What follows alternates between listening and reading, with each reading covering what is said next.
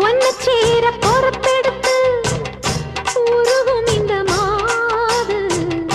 தெற்கு திச தென்றலிடம் தினமும் விடும் தூது அம்மன் கோயில் செல எழுது அசஞ்சி வரும்போது உள் மனசு தத்தடிக்கும் உறக்கம் என்பது